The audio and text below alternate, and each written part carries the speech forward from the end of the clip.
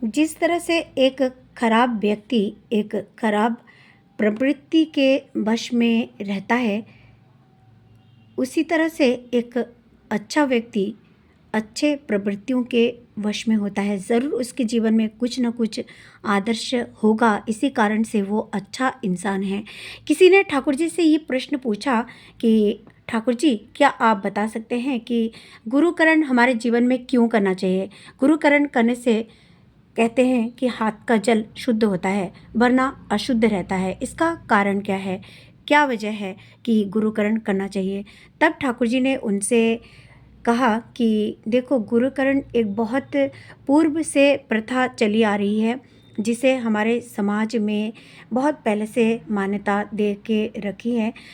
गुरुकरण करने से हमारे हाथ का जल इसलिए शुद्ध होता है क्योंकि गुरु के सानिध्य में या भगवान के सानिध्य में जो लोग होते हैं वो उनके आदर्शों के अनुरूप अपने जीवन को चलाते हैं, वैसे कर्म करते हैं और वैसी ही उनकी जो आत्मा की गति होती है वो ऊपर की ओर उठती है और इसी कारण से उनकी जो भावनाएं होती हैं वो शुद्ध हो जाती हैं। और इस भावना से वो जो भी जिसको भी कुछ भी दे दे, चाहे वो पानी दे या खाना दे, तो उनका वो जो टच होता है वो गुड टच होता है, अच्छा वाला। मतलब अपने अंतर मन का एक पवित्रता जो होता है वो उस पवित्रता के ज़रिए हमको भोजन देते हैं या पानी देते हैं, तो हमारा भी जीवन पवित्र हो जाता है। और इसके विपरीत यदि किसी इंसान ने ठाकुर जी को ग्रहण नहीं किया है, कोई उनके जीवन में उच्च आदर्श को उन्होंने ग्रहण नहीं किया है, तो वो उनका जो कर्म होता है वो कर्म की गति उनके अनुसार कर्म की गति होती है। अर्थात वो अपने चलन के मुताबिक चलते हैं, अपने वृत्तियों के मुताबिक चलते हैं और ये करते करते उनकी आत्मा ऊपर नहीं उठ पाती। और ऊपर नहीं उठ पाती उनकी आत्मा, इसी कारण से उनके जो कर्म होते हैं वो भी ऊपर नहीं उठ पाते, उनकी भावनाएं भी ऊपर नहीं उठ पाती। उनकी जो भावनाएं होती हैं वो नीचे की भावनाएं रह जाती हैं। इसलिए उस नीचता भरे अंतर्मन से यदि कोई किसी ने कुछ भी हमको दिया और इत्तेफाक से उसको हमने ग्रहण किया, चाहे वो पानी हो, खाना हो, तो वो जो उनके अंतर्मन की जो भावना होती है वो हमारे अंतर्मन में भी आ जाती है और प्रभु के रास्ते पे हम जो चलते हैं उसमें अड़चन आने लगती है। इसीलिए ही प्रभु ने हम सभी को जिस तिसके हाथों का खाना खाना या पानी पीना उन्होंने मना करके रखा है। इसलिए नहीं कि कोई गरीब हो या अमीर हो, इससे कोई संबंध है ही नहीं। कोई अमीर इंसान यदि सदाचारी नहीं है तो हम उसके हाथ का खाना पानी नहीं ले सकते।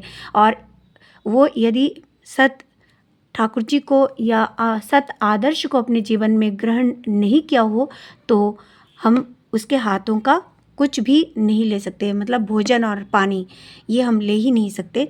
इसके विपरीत यदि कोई गरीब इंसान है, उसके पास पैसा नहीं है, कुछ भी नहीं है, मगर उसके जो कर्म है, उसके जो कर्म है वो बहुत उच्च हैं, उसने बहुत उच्च आदर्श को अपने जीवन में ग्रहण करके रखा है और उनके मुताबिक वो चल रहा है, उसने गुरुकरण करके रखी है और गुरु के अनुरूप वो चलता है। अपने चलन के मुताबिक वो कभी नहीं चलता है, मतलब अपने वृत्तियों के वश में आकर कोई कार्य वो करता नहीं है। तो अगर वो गरीब भी क्यों ना हो, वो बहुत बड़ा उच्च आदमी है या उच्च इंसान है। तो ऐसे इंसानों के हाथ का खाने से या पानी पीने से हमारा जो आध्यात्मिकता होती है या आध्यात्मिक लाइन होती है, ये कभी भी खराब नहीं होती है या इस पे कभी कोई अड़चन नहीं आ पाती।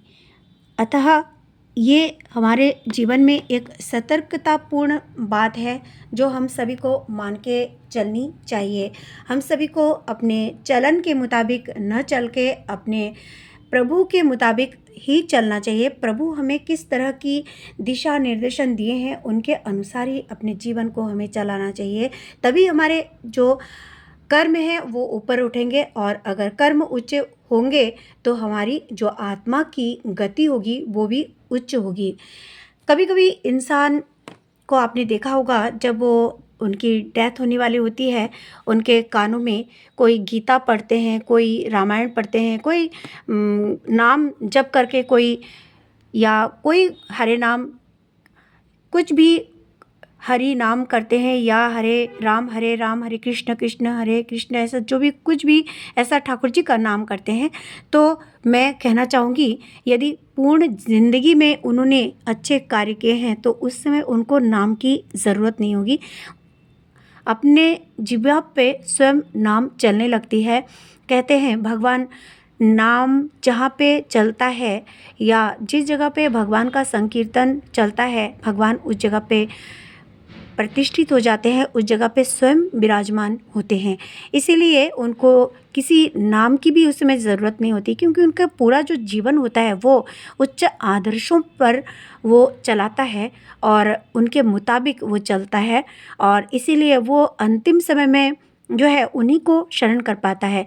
मगर इसके विपरीत यदि कोई पूरे जीवन भर बुरे कृत्य करता है, बुराइयों में रहता है, शराब पीता है, कुछ भी जुआ, इन सब अड्डों में रहता है, नशाखोरी करता है, या किसी ऐसे दुष्कर्म में लिप्त रहता है, तो अंतिम जो क्षण होती है उसके ज़िंदगी की, उस समय वो केवल वही सब याद करता है कि मैं उसके पास हूँ, या मैं जो है अपने दोस्तों के पास हूँ, या मैं इस कार्य में हूँ, या जो भी कोई एक बुरी सी स्मृति होती है वो उसके शरण में रहती है, वही सब उसके माइंड में चलता रहता है। तो जो है इन सभी चीज़ों को जो है हमें ध्यान से रखना पड़ेगा। अपने जीवन में उन्नति अगर हम चाहते हैं, अगर हम प्रभु को पकड़ के रखना चाहते हैं, तो हमेशा सत्कर्मों में, सत बातों में किसी की निंदा हमें नहीं करनी है, किसी भी कीमत पर किसी की भी निंदा हमें नहीं करनी है, ना तो हमें सुननी है, ना तो हमें करनी है।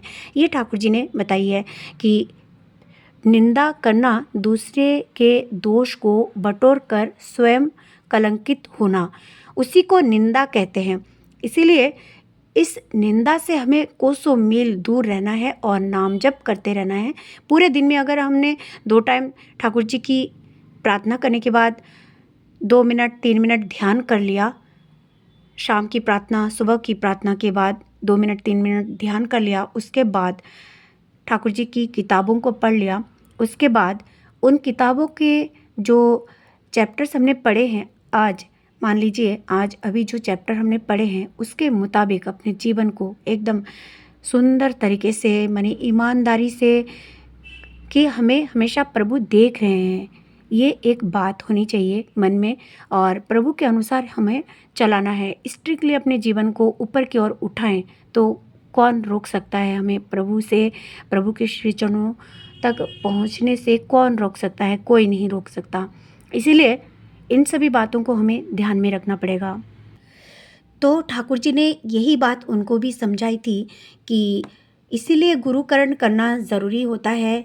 गुरुकरण करने से हाथ का जल शुद्ध होता है। इस विषय में पहले भी मैं एक वीडियो अपलोड कर चुकी हूँ, मगर आज अचानक से ख्याल आया। कभी कभी ऐसा होता है, कुछ कुछ वीडियोज़ हर जो मेरे दर्शक लोग हैं, जो गुरुजन हैं, माताएं हैं, भाई लोग हैं, वो लोग देख नहीं पाते हैं। तो इसी वजह से ये वीडियो एक बार और मैंने अपलोड आज की है। तो प्रभु की इन बातों को आप लोग शरण में रखें और किस तरह से हम अपने जीवन को उन्नति की ओर अग्रसर कर सकें, इसके लिए पूर्ण रूप से प्रयासरत रहें। तभी प्रभु हम पे खुश होंगे और हम अपने जीवन, आत्मा और इस मानव जन्म को सार्थक कर सकेंगे। प्रभु श्री चरणों में आपके पूरे परिवार की मंगल कामना करती हूँ। आप सभी यूं ही अपने अपने जीवन में सुखी रहें, स्वस्थ रहें, उन्नत रहें, आनंदित रहें। प्रभु श्री चरणों में कोटि कोटि प्रणाम करती हूँ। आप सभी को प्रणाम। जय गुरु, वंदे पुरुषोत्तमम।